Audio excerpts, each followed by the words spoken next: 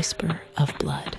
Some legends sleep in the ground, buried beneath stone and soil, but in a village forgotten by time. The legend never died. It rose from the grave hungry. This is not fiction. This is Vrbovec, and this is the curse of the vampire who was buried alive. Cue thunder, sound of wind, faint whispering in Croatian. Part 1, The First Death. Setting, Vrbovec, Croatia. A rural village in 1923, Mila, a 9-year-old girl, is found dead in her bed. Eyes wide open, skin pale, bloodless. 2 small puncture marks on her neck. Villagers are terrified. Her mother screams in the morning. Her blood is gone. My baby has no blood.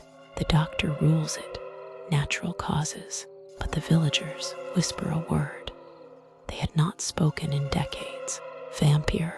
At her funeral, her grandfather refuses to look into the coffin. He mutters, "She's not at peace." He has returned.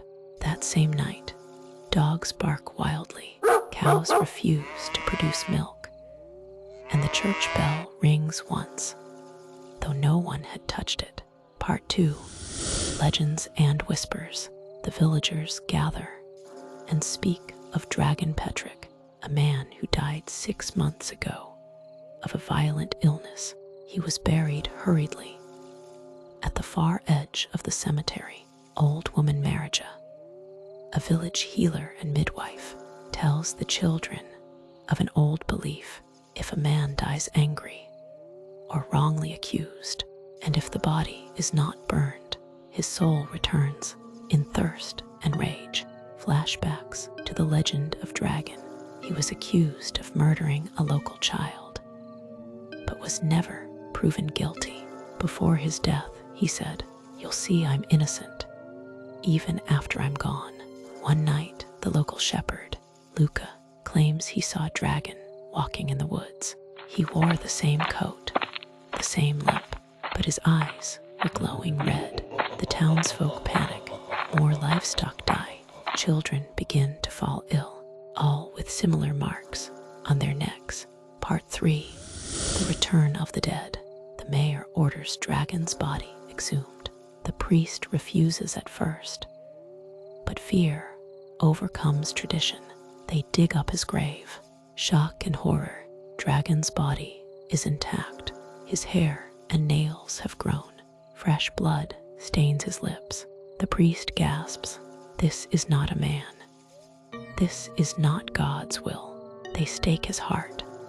He screams, though his lips never move. As the stake pierces, the sky turns dark and a storm breaks out instantly. But the next night, another child dies. This time, his blood is completely gone. The villagers realize something terrifying. That was not Dragon. That was only the beginning. Part 4, The Hunt. Marija prepares an old vampire ritual using garlic, ash from burned crosses, holy water blessed under a blood moon. She gathers 5 brave men, including Luca, to search the old monastery ruins just outside the village. Inside the ruins, they find signs of fresh footprints, a coffin, fresh blood. Suddenly, Luca disappears. A scream is heard. The torch drops.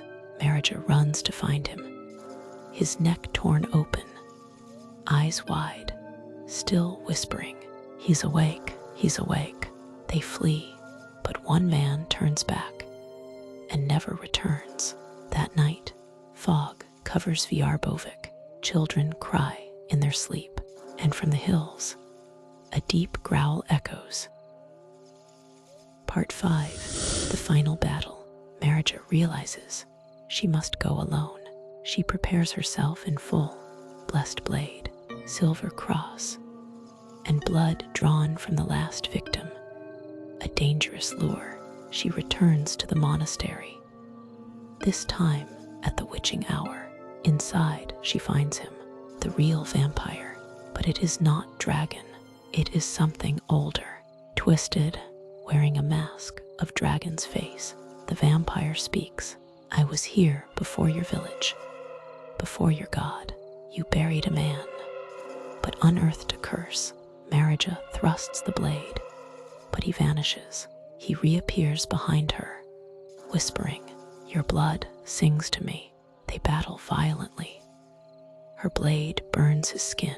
She manages to trap him inside a circle of ash and garlic, and chants, blood to blood, fire to fire, curse to earth, you shall expire. He screams, tries to break free, and as dawn breaks, sunlight touches him. He erupts into flames, turning into ash and black mist, which vanishes into the floor. Part 6. Silence for now. Weeks pass. The village slowly returns to peace. No more deaths. The children recover. The livestock are calm again. Marija becomes a silent hero. But she speaks to no one. She buries the blade, destroys the books, and boards up the monastery forever. Before she dies years later, she leaves behind a diary. Her last words, it wasn't him. He was just a host. The real thing still sleeps. And one day, the blood will wake it again. Part 7. The bloodline lives. Modern day, 2024. A group of hikers from Zagreb record footage near the ruins of Vrbovec. One girl finds an old necklace shaped like a fang. That night, she has strange dreams of a man whispering in Croatian, of a cold hand over her heart.